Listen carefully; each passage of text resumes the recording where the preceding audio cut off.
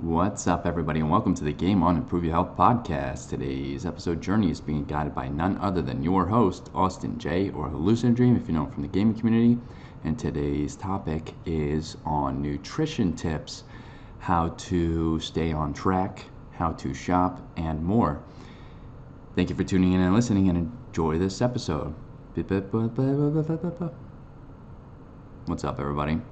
Hallucinodream here, or Austin J, if you know me from outside of the gaming community. I know we have done an episode on this, and I did not go back and listen to it because I want to see, after I record this episode, I'm going to go back and listen to it. I want to see what maybe I've added, what the difference is. But we're going to go over some nutrition tips today, how to stay on track. How to possibly, and if you listen to or if you haven't listened to the nutrition series yet, go back and listen to that. Past several weeks have been pieces of nutrition advice. I guess it's advice or help in regards to the different nutrients, so fats, carbohydrates, and proteins, and then other tips as well and tricks. So I think it is important to help with or give some examples or ideas of what we have done, I have done in the past, and what I have heard other people do, and some other information that may help you stay on track with your nutrition and your nutrition journey. And there was something else I wanted to say, but I just lost my train of thought. Anyways.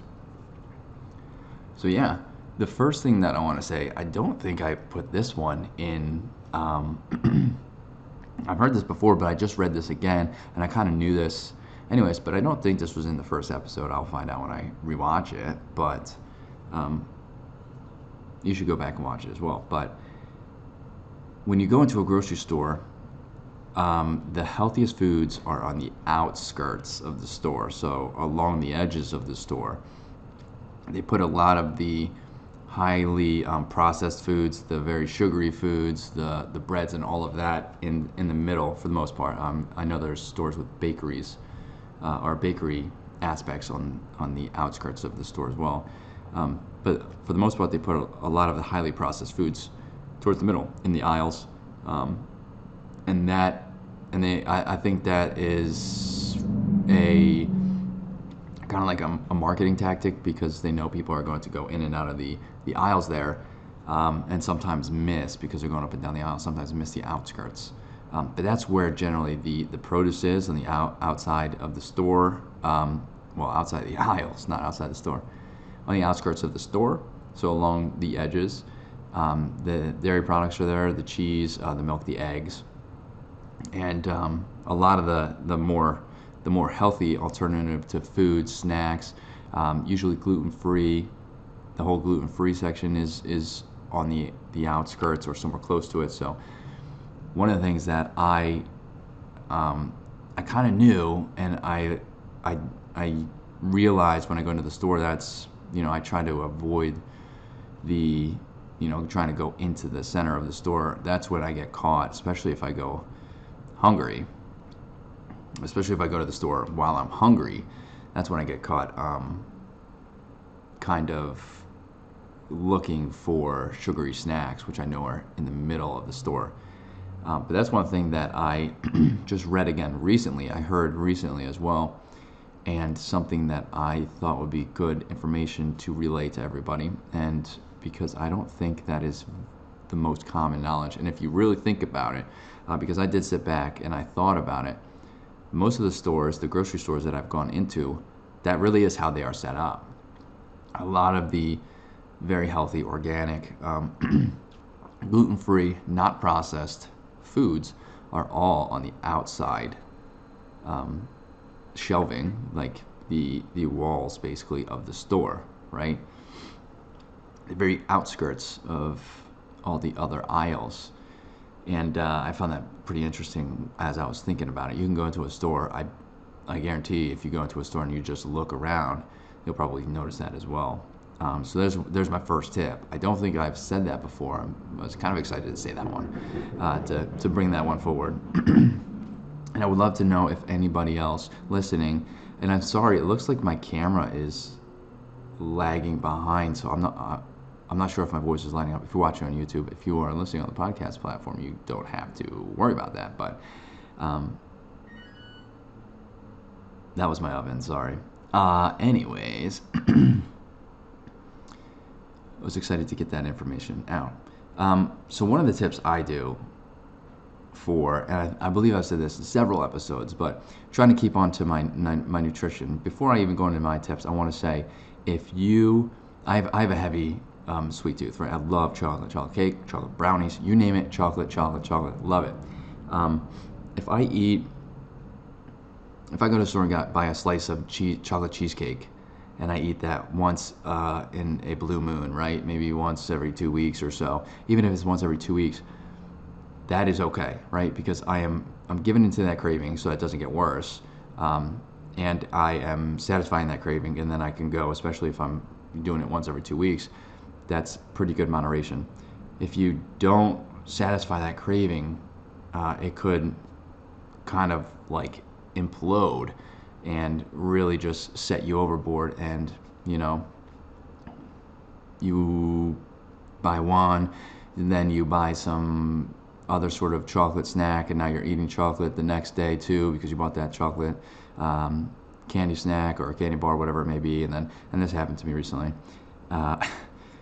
And then it's kind of a downward spiral where you just eat sweets, and then you're kind of like, well, I already ate the sweets, so I'll just retry again, right?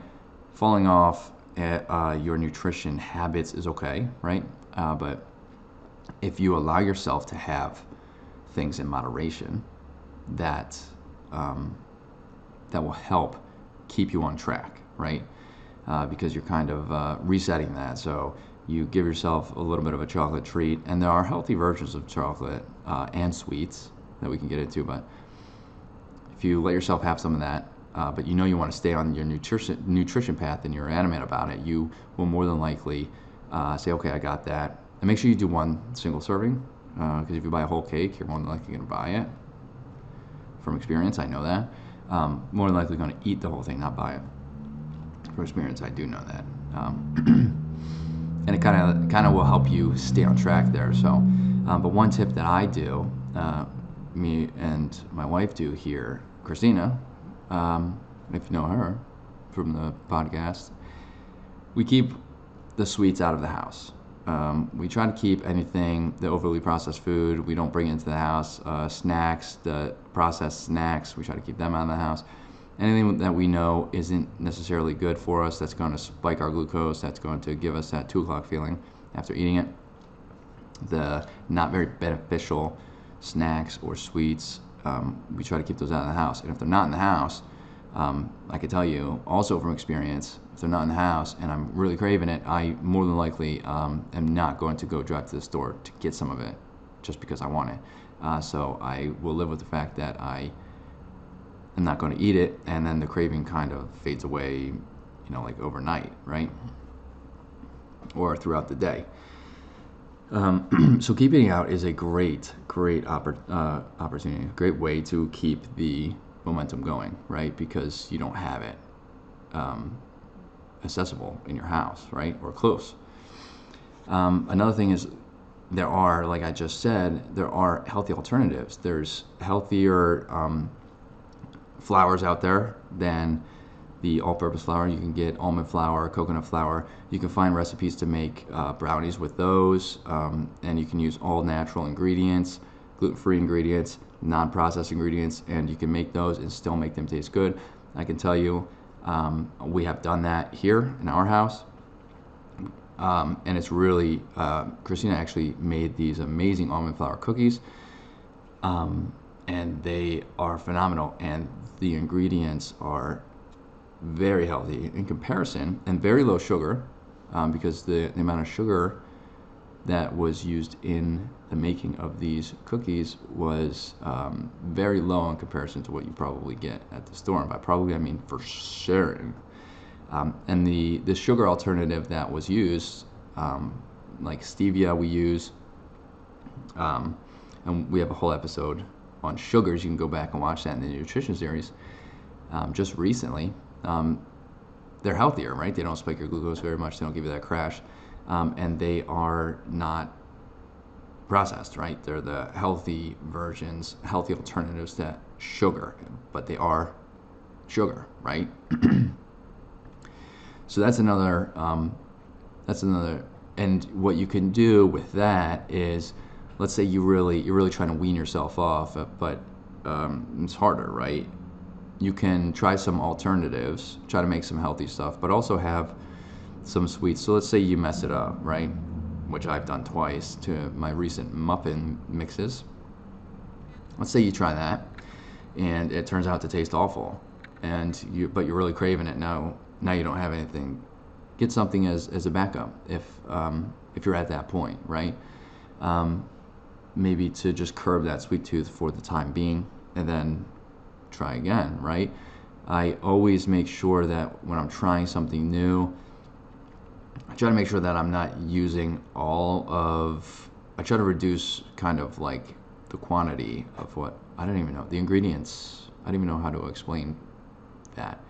So I'm not, just in case, if I ruin it, I'm not making a full batch of muffins and the whole set of muffins go bad. I turn the muffins into a muffin pudding, which was a little better. It was a little better. And some of the other muffins I put into yogurt to help with the sweet tooth, also to help make it taste better. So there are things you can do as well. That was something I looked up. It didn't take me very long to find things that I could use bad tasting muffins for. So there's a lot of things you can do to help yourself get past and work towards staying on the path of your nutrition habits, and eliminating sugars and eliminating that sweet tooth. I know a lot of people have one of those.